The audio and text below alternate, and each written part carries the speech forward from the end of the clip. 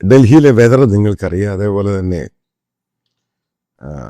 Pollution വളരെ high ആണ്. അപ്പം ഈ വെതർ ചേഞ്ച് ചെയ്തതിൻ്റെ കാര്യം കൊണ്ട് എനിക്ക് ചെറിയൊരു വൈറൽ ഫീവർ ഉണ്ട്. അതുകൊണ്ടാണ് 3-4 ദിവസം വീഡിയോ ചെയ്യാതിരുന്നത്. അപ്പം ഇന്നലെയാണ് ഒരു വീഡിയോ ചെയ്തത്. എന്നാൽ ഈ കൺജഷൻ പൂർണ്ണമായിട്ടും മാറിയിട്ടില്ല. വലിയ ബുദ്ധിമുട്ടും പ്രയാസവും ഉണ്ടായത്. എന്നാൽ തന്നെ ഇത്രയും ഒരു ഗ്യാപ്പ് വേണ്ട എന്നതിൻ്റെ പേരിലാണ് വീഡിയോ കണ്ടിന്യൂ ചെയ്യുന്നത്. കാരണം പല ആൾക്കാരും പല ടോപ്പിക്സിനെ പറ്റി ചോദിക്കാൻ തുടങ്ങി. പിന്നെ പോകുന്ന ടോപ്പിക് എന്ന് പറയുന്നത് ഇന്നത്തെ നാഷണൽ ഹെഡ്ലൈൻസിലും ഇൻ്റർനാഷണൽ മീഡിയയിലും ഒക്കെ വന്നൊരു വാർത്തയുണ്ട്. പക്ഷെ കേരളത്തിലെ റീജിയണൽ മീഡിയയിൽ, അതായത് അവർ ഇനി വലിയ ഇമ്പോർട്ടൻസ് ഒന്നും കൊടുത്തില്ല. അകത്തെ ഒരു പേജിനകത്ത് ചെറിയ രീതിയിലുള്ള ഒരു ചരമക്കോളം പോലാണ് കൊടുത്തിരിക്കുന്നത്. വാർത്തയെന്ന് പറയുന്നത് കുലാലംപൂരിൽ ഇന്ത്യൻ ഡിഫൻസ് മിനിസ്റ്റർ രാജ്നാഥ് സിംഗും അമേരിക്കൻ ഡിഫൻസ് സെക്രട്ടറി പീറ്റർ ഹാക്സത്ത് ഇവർ രണ്ടുപേരും കൂടെ ജോയിൻ്റ് ആയിട്ട് എഗ്രിമെൻറ്റിൽ സൈൻ ചെയ്തു. അടുത്ത 10 വർഷത്തേക്ക് ഇന്ത്യ അമേരിക്ക ഡിഫൻസ് ഡീലിൻ്റെ ഫ്രെയിം വർക്ക് എങ്ങനെയായിരിക്കും ഫ്രെയിം, അതേപോലെ പലതും എക്സ്റ്റെൻഡ് ചെയ്യുക എന്ന് പറയുന്നത് 2005 മുതലാണ് ഇന്ത്യ അമേരിക്കയും ഇത്രയും കാര്യമായിട്ട് ഡിഫൻസ് ഡീൽസിലോട്ട് വരുന്നത്. 2005 ശേഷമാണ്. അതായത് മനസ്സിലാക്കേണ്ടത്,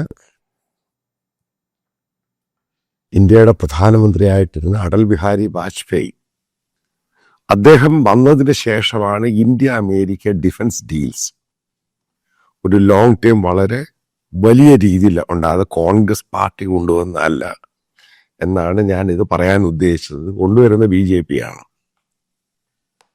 അതായത് റഷ്യൻ എക്യുപ്മെൻസും ഹാർഡ്വെയറും ഗ്രാജുവലായിട്ട് റീപ്ലേസ് ചെയ്യാനുള്ള തീരുമാനം കൈക്കൊണ്ടത് ഇന്ത്യ ഭരിച്ച BJP ഗവൺമെൻറ്റാണ്, കോൺഗ്രസ് ഗവൺമെൻറ് അല്ല.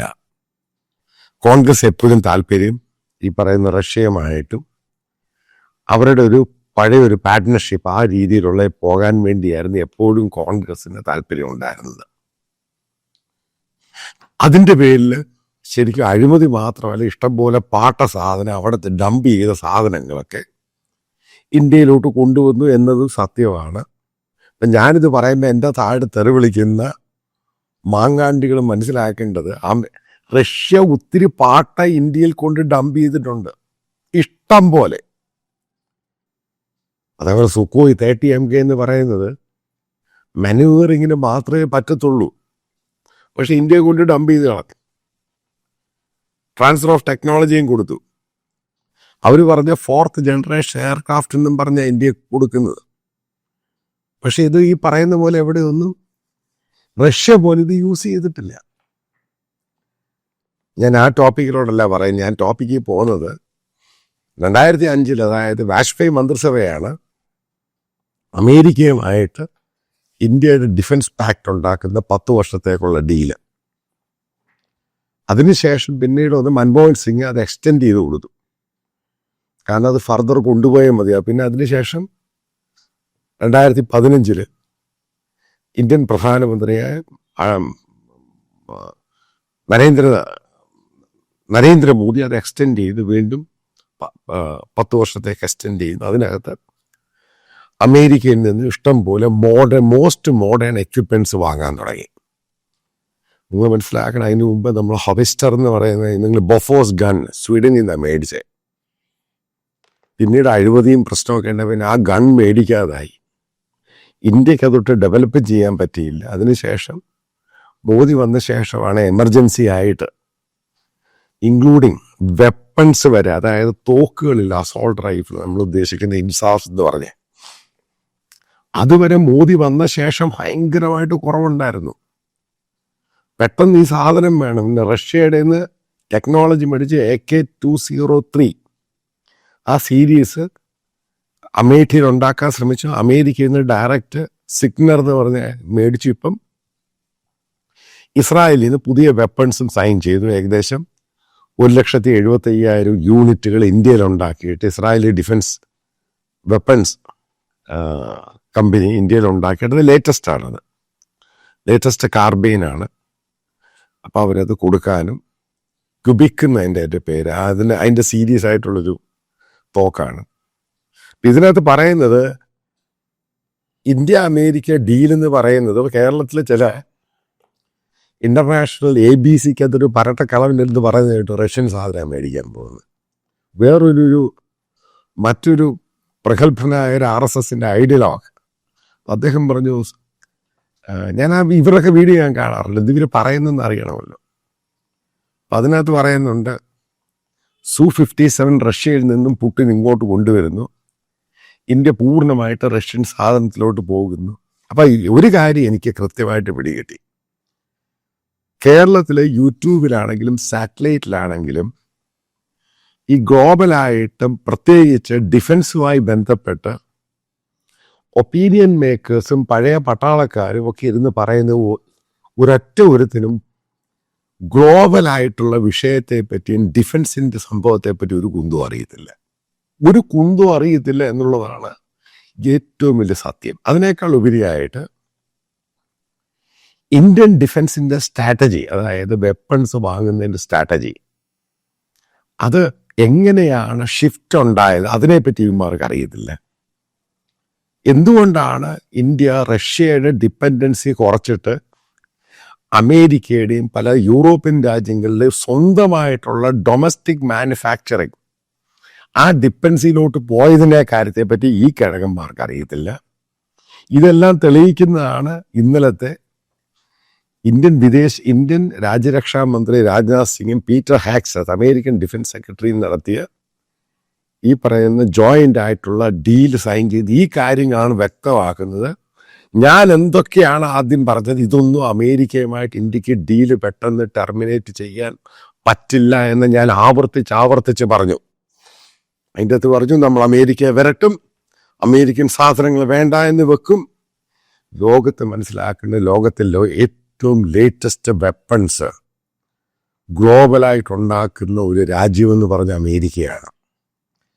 ഇസ്രായേൽ വെപ്പൺസ് ഉണ്ടാക്കുന്നുണ്ട്, ഇതെല്ലാം അമേരിക്കൻ ലൈസൻസിലാണ് ഇത് ചെയ്യുന്നത്. അത് ആദ്യം അങ്ങ് മനസ്സിലാക്കുക. ഇസ്രായേലിന് അമേരിക്കയുടെ പെർമിഷൻ ഇല്ലാതെ ഒരു വെപ്പൺസ് പോലും ഇന്ത്യക്ക് തരാൻ പറ്റത്തില്ല. ഗ്ലോബലായിട്ട് ലേറ്റസ്റ്റ് വെപ്പൺസ് ഏറ്റവും കൂടുതൽ ഉണ്ടാക്കുന്ന അമേരിക്കയും അത് കഴിഞ്ഞ ചൈനയുമാണ്. ചൈനയുടെ ഈ സാധനങ്ങളൊന്നും ലോകത്ത് പല രാജ്യങ്ങളും വാങ്ങാത്തതിൻ്റെ കാര്യം ഇതൊന്ന് ടെസ്റ്റഡ് അല്ല. ടെസ്റ്റഡ് എന്ന് വെച്ചാൽ ഇത് പോയി ടെസ്റ്റ് ചെയ്യണം, വാറുകളിൽ പങ്കെടുക്കണം. എന്തുകൊണ്ടാണ് ഓപ്പറേഷൻ സിന്ദൂറിന് ശേഷം ഈ പറയുന്ന J-10 എന്ന് പറയുന്ന ചൈനീസ് ഇതിന് ഇന്തോനേഷ്യ ഡിമാൻഡ് വെക്കുന്നു, മറ്റു പല രാജ്യം, കാരണം അത് ടെസ്റ്റഡായി, അതുകൊണ്ട് അതിന് ഡിമാൻഡ് വന്നത്. കാരണം അതിൻ്റെ ടെസ്റ്റ് ചെയ്ത് അതിന് ഷോക്കേസിലോട്ട് ഇത് കയറി വന്നു. ഞാൻ ഇന്നും പൂർണ്ണമായിട്ട് വിശ്വസിക്കുന്നു. ഞാനൊരു ചൈനീസ് ഒരാളോട് ചോദിച്ചു കഴിഞ്ഞപ്പോൾ ഒരു ചൈനീസ് പത്രക്കാരൻ, അതിൻ്റെ ഒരു സുഹൃത്ത്, ഡിഫൻസ് സ്ട്രാറ്റജിസ്റ്റാണ്, എന്നോട് പറഞ്ഞൊരു പോയിന്റ് ഉണ്ട്. ട്രംപും ചൈനയും തമ്മിൽ ഒരു ഉടമ്പടിയുണ്ട്.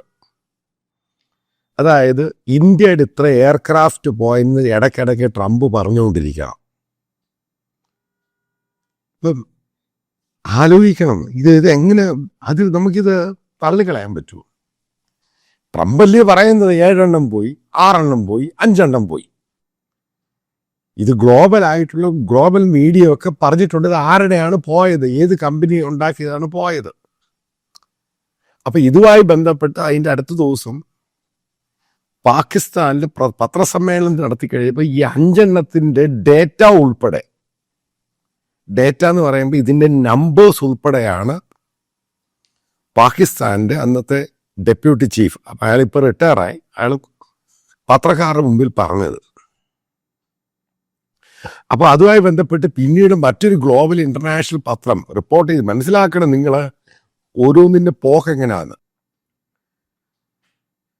ഫ്രാൻസ് പല എയർക്രാഫ്റ്റുകളും ഉണ്ടാക്കുന്നുണ്ട്, അതിൻ്റെയും ഈ 20 മുതൽ 22% വരുന്ന ചൈനയാണ് പല സിസ്റ്റവും. അപ്പം ഇതൊക്കെ ഇപ്പോൾ ഈ ചൈനയുടെ ഉള്ള സാധനമാണ്. ഇവിടെ ചൈനയ്ക്ക് അറിയാവുന്ന ഡേറ്റ ഉള്ള സാധനങ്ങളൊക്കെയാണ് ഇന്ത്യയിൽ കൊടുക്കുന്നത്. എനിക്കിൻ്റെ റിയാലിറ്റി അറിയത്തില്ല. ഇത് ഞാൻ എന്നോട് പറഞ്ഞത്, ഫോണിൽ കൂടെ സംസാരിച്ച് പറഞ്ഞത്, ഇതൊക്കെ ചൈനയ്ക്ക് അറിയാമെന്ന് പറഞ്ഞു. ഇപ്പം അയാൾ പറഞ്ഞത് ഈ ഇടയ്ക്കിടയ്ക്ക് ട്രംപ് 7 വീണു 5 വീണു എന്ന് പറയുമ്പോൾ ചൈനീസ് എയർക്രാഫ്റ്റിന് ഡിമാൻഡ് കൂടുന്നു. അത് ബേസിക്കലി ട്രംപ് ഡെലിബറേറ്റ് ആയിട്ട് ചൈനയെ പൊക്കാൻ വേണ്ടി ചെയ്യുന്ന, ഇത് പാകിസ്ഥാനെ പൊക്കാൻ വേണ്ടി മാത്രമല്ല. കാരണം അമേരിക്കയ്ക്ക് നഷ്ടമുണ്ടായിട്ടില്ല. വീണതാരുടെ? ഫ്രാൻസിന്റെ അല്ല റഷ്യയുടെ. സിമ്പിളായിട്ട് മനസ്സിലാക്കണം. അപ്പം ട്രംപ് ഒരു ഇൻഡയറക്റ്റ് ആയിട്ട് ചൈനയ്ക്ക് വേണ്ടി കളിക്കുന്നു. എനിക്കിൻ്റെ റിയാലിറ്റി അറിയത്തില്ല, പക്ഷെ പറഞ്ഞ സംഭവം. ഞാൻ ആ ടോപ്പിക്കിൽ നിന്ന് മാറുകയാണ്. ഞാൻ ഇങ്ങോട്ട് വരുമ്പോൾ ഇന്ത്യ ആദ്യം പറഞ്ഞു, ഇന്ത്യയുടെ പല ഡിമാൻഡുകളും, അതായത് നമ്മൾ ഓപ്പറേഷൻ സിന്ദൂറിന് ശേഷമാണ് ഈ 10 വർഷം ഇത് റിന്യൂവൽ നടക്കേണ്ടത്. അമേരിക്ക ടഫായിട്ട് സ്റ്റാൻഡുകൾ വെച്ചു. അതുകൊണ്ടാണ് ഇത് ഡിലേ ആയത്. അല്ലെങ്കിൽ ജൂലൈയിൽ ഇത് സൈൻ ചെയ്യേണ്ടതാണ്, ജൂൺ ജൂലൈയിൽ സൈൻ ചെയ്യേണ്ടതാണ് ഈ എഗ്രിമെന്റ്. അതിനുവേണ്ടി രാജ്നാഥ് സിംഗ് പോകാൻ വേണ്ടി തയ്യാറായിട്ട് ടൈമെല്ലാം മേടിച്ച സമയത്താണ് ഈ പറയുന്ന ഓപ്പറേഷൻ സിന്ദൂർ വലിയ സംഭവങ്ങൾ എല്ലാം ക്ലാഷാകി അമേരിക്ക പല ടെക്നോളജികളും നമുക്ക് തരുന്ന കാര്യം നിർത്തിവെച്ചു. എന്നിട്ട് ഇപ്പം ക്ലോസ് ചെയ്ത് പല ക്ലോസുകളും ഉണ്ട് ഇപ്പം. അതായത് അമേരിക്കൻ വെപ്പൺസ് വാങ്ങിയ ശേഷം അവരേത് രാജ്യത്തിനോടാണ് അത് അറ്റാക്ക് ചെയ്യാൻ പോകുന്നതിന് മുമ്പ് അമേരിക്കയുടെ ഇത് പെർമിഷൻ വാങ്ങണം. അതിൻ്റെ പേരിലാണ് ഡിലേ ആക്കിയത്. അത് ഇന്ത്യ പറഞ്ഞ് പറ്റില്ല എന്ന് പറഞ്ഞു. പക്ഷെ വളരെ റിലയബിൾ സോഴ്സിൽ നിന്ന് പറഞ്ഞു finally India government is agreed. മറ്റൊരു ക്ലോസ് ഉണ്ടായിരുന്നു, അതായത് റഷ്യൻ ക്രൂഡ് നിർത്തിയിട്ട് വാ എന്നിട്ട് സൈൻ ചെയ്യാമെന്ന് പറഞ്ഞു.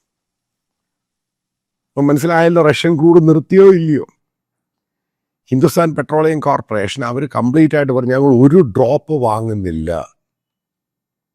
റിലയൻസ് പറഞ്ഞു ഞങ്ങൾ കംപ്ലീറ്റ് നിർത്തി.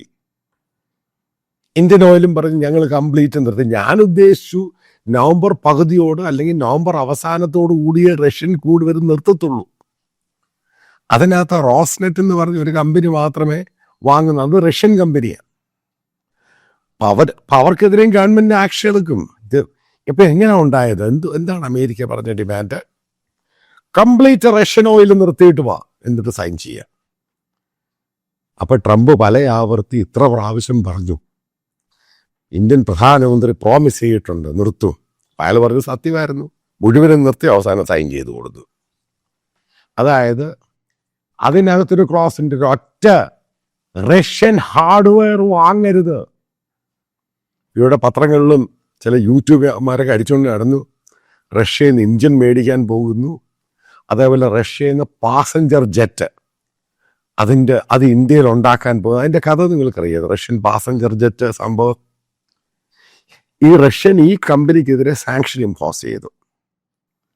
അതായത് ഈ പറയുന്ന റഷ്യൻ പാസഞ്ചർ ജെറ്റ്, ഏകദേശം ചെറിയ പാസഞ്ചർ ജെറ്റ്, അവർക്കത് അവിടെ ഉണ്ടാക്കി വിൽക്കാൻ പറ്റത്തില്ല. അതുകൊണ്ട് അവരത് ഇന്ത്യയിലോട്ട് കൊണ്ടുവരും. ഇതേ ഉള്ളൂ സംഭവം. കാരണം റഷ്യയിൽ ഉണ്ടാക്കിയത് വിൽക്കാൻ പറ്റത്തില്ല. ലോകരാജ്യങ്ങൾ കൂടെ സാങ്ഷൻ ഇമ്പോസ് ചെയ്തേക്കുക. എന്നിട്ട് ഇന്ത്യയുടെ ഡിമാൻഡുണ്ട് അമേരിക്കയുടെ. നിങ്ങൾക്കറിയാൻ തോന്നുന്നു ഇറാനിലെ പോർട്ട്, ചബാർ പോർട്ട്, അത് അമേരിക്കൻ സാങ്ഷൻ വിഡ്രോ ചെയ്യണം, എക്സംഷൻ തരണം. അതും കൊടുത്തു 6 മാസത്തേക്ക്. അപ്പൊ ഇനിയും നിങ്ങൾ കാൽക്കുലേറ്റ് ചെയ്യുക, ഈ പറയുന്ന ഇന്ത്യ റഷ്യ സ്പാറ്റ് അടി ഓപ്പറേഷൻ സിന്ധുവിന് ശേഷം ഉണ്ടായാൽ ആരാണ് വിജയിച്ചത്? ഞാൻ ആദ്യം മുതലേ പറയും, ഇന്ത്യയുടെ ഡിപ്ലോമസി ഫെയിലിയറാണ്. ഇന്ത്യയുടെ ഡിപ്ലോമസി ഫെയിലിയറാണ്. ഞാൻ വീണ്ടും വീണ്ടും ആവർത്തിക്കുന്നു, ഫെയിലിയറാണ്. ഓപ്പറേഷൻ സിന്ദൂറും അതിനുശേഷവും വീണ്ടും ആവർത്തിക്കുന്നു.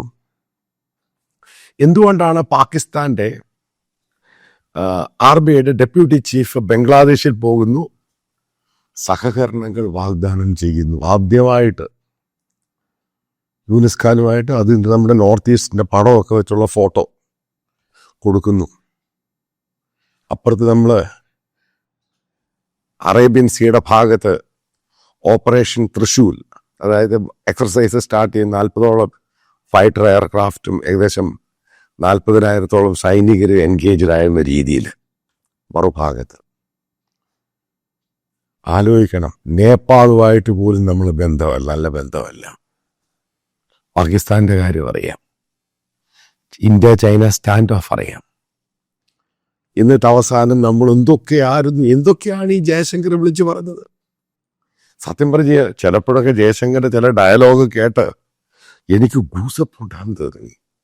ഇത്രമാത്രം നമ്മൾ വളർന്നു, നമ്മൾ ഇത്രമാത്രം അമേരിക്കയും യൂറോപ്പിനെയും ഒക്കെ ചലഞ്ച് ചെയ്യുന്ന രീതിയിൽ ഇന്ത്യ മാറിയോ?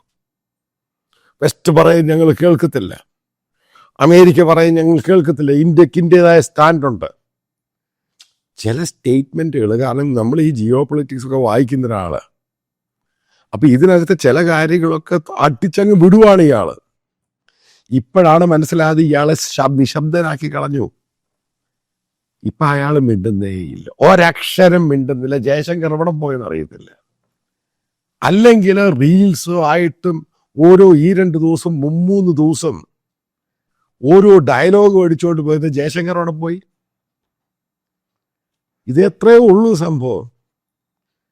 അപ്പം ബേസിക്കലി നമ്മൾ പോയി സറണ്ടർ ചെയ്തു ട്രംപിന്റെ മുമ്പിൽ. ക്രൂഡ് നിർത്തി. H1Bയുടെ വിസ ഞാൻ കൃത്യമായിട്ട് പറയാം, പ്രധാനമന്ത്രി മോദി അതിന് ലിറ്ററലി ഭയന്നുപോയി. അത് എന്നിട്ടാണ് ഇതോടുകൂടി അത് വിഡ്രോ ചെയ്യാമെന്ന് പറഞ്ഞേ.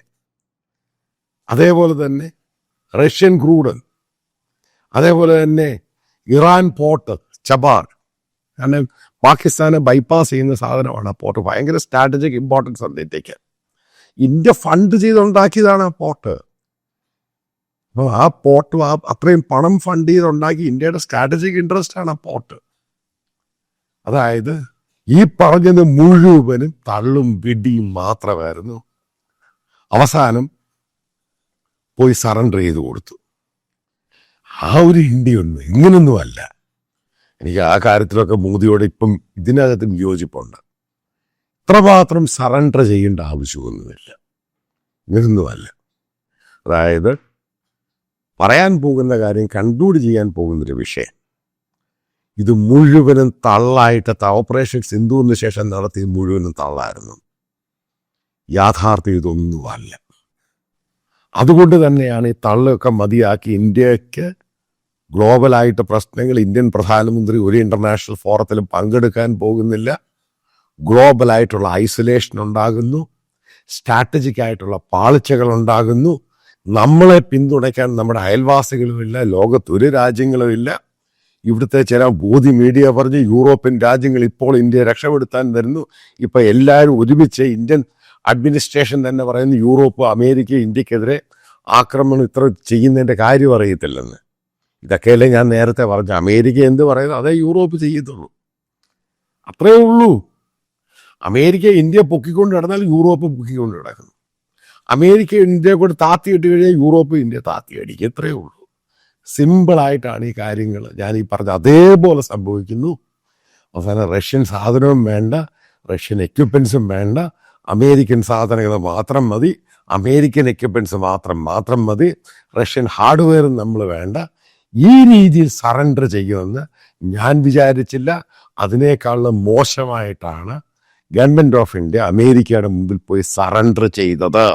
ഇതാണ് ഇതിൻ്റെ പ്രധാനപ്പെട്ട ഈ വീഡിയോയുടെ കണ്ടന്റ്.